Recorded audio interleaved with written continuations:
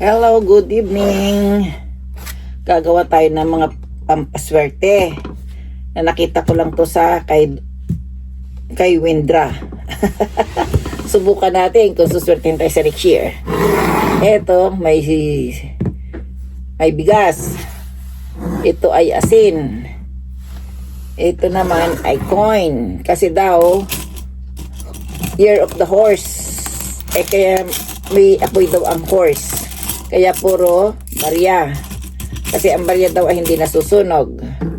At ito naman ay gold. Dahil wala akong ibang yung gold ko ang ilalagay ko dito. Huwag nyo nang tingnan. Kasi hindi ko naman ito pinagyayayabeng. Ayan. Tapos, lalagyan daw to ng bulak. Ay, mayroon akong facial cotton. Pwede na to. Oo, facial cotton. Yan, tanggalin natin para yan. Tinatakloban daw. Daw, sabi niya. Pampaswerte nga eh. Ayan. Ito na, mayroon ako ditong 4. At ito naman ay honey. Sana huwag matapon. Ito ang honey. Buti may honey ako, no? Ayan. Sana hindi ka pa sugar. Pero hindi pure kasi itong nabili kong to. Sandali lang ha. Ito ay aking siguro pwede nakalahati lang. Matagal pala.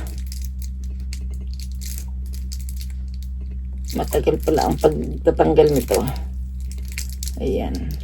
Alam niyo bang tumakbo pa ako sa sa Daiso kanina para lang bumili ng halaman na buhay. Kasi daw yun ay halamang buhay. Kailangan daw yun pwedeng kainin daw ng horse. Pero ewan ko kung pwedeng kainin to ng horse. Ang importante, siya ay lalago. At madali siyang lumago. Tiger plant. Ang tawag dito? Tiger plant. Ayan. Meron na rin siyang lalagyan. Ayan. Naihilera ko na yung 5 kailangan. At plus tubig. Itong tubig. Ngayon, tanggalin natin dito kasi gagawa tayo ng sa tubig. Ito. Ilagay ko na rin itong bulak to. Sayang kasi. Ito yung aking napapaglagyan. Walang iba. Mabuti na lang, mayroon akong ganito. Basta ang importante daw, transparent. Pero itong isa, hindi ito transparent. Pansahod lang naman to sa tubig. Kaya ito, lalagay ko sa gitna. Tapos lalagyan natin ng tubig. Para hindi lang malunod ang lalagyan. Kulang pa. Yun. Yan, okay na yan.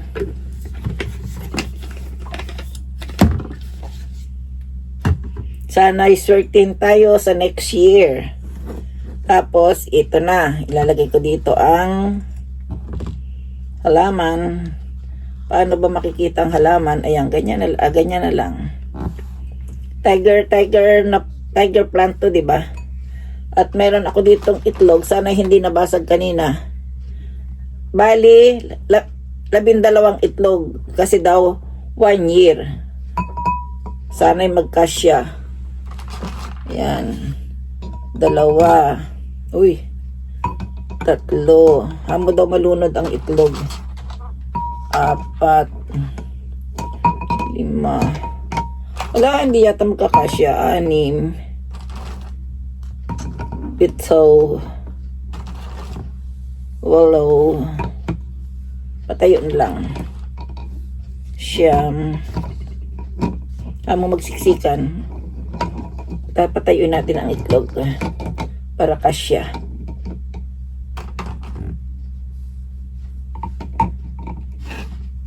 Hindi rin magkakasya yata Oo, dapat pala malaki yung lalagyan.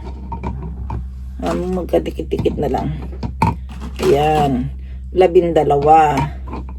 Kaya 12 itlog ang Andiyan dyan. Kaso hindi magkasya. Hindi magkasya. Paano to? Oh. Kailangan daw lubog kasi sa tubig eh.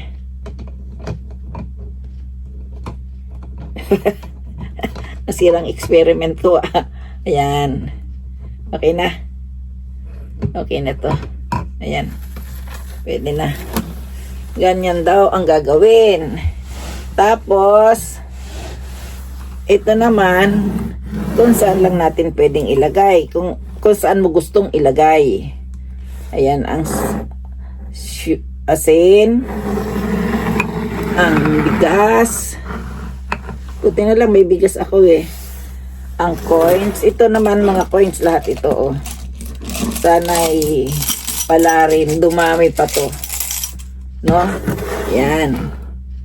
At ito naman yung ginto. Gintong pilak na mumulaklak. Yan daw ang kailangan. Kaya pwede din naman yung coins na ano, katulad ng chocolate na may coins na bilog. Para siyang coins, di ba? Pwede din daw yun. At ito naman yung honey. Para daw kung halimbawa may sugat daw ang kabayo, ay pwede rin daw itong pang gamot. Ayan ang aking prosperity.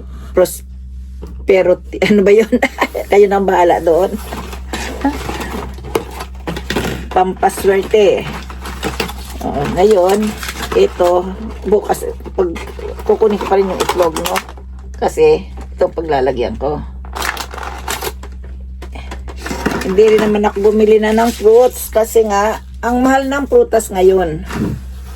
Sobra. Galing ko to. Dito natin ilagay. Lipat natin para ang ganda.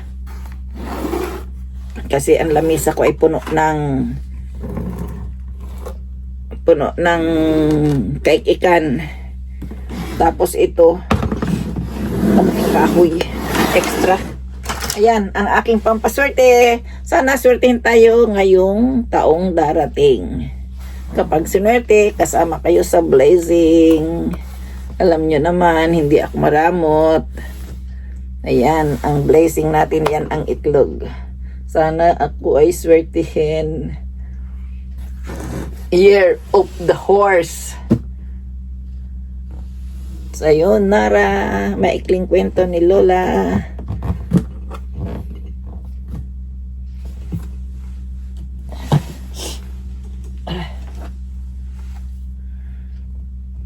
Tayo mag-picture.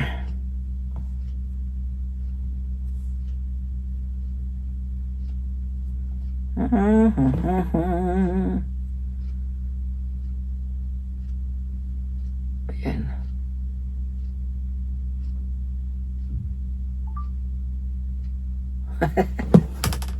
Diyan eh. Bye-bye.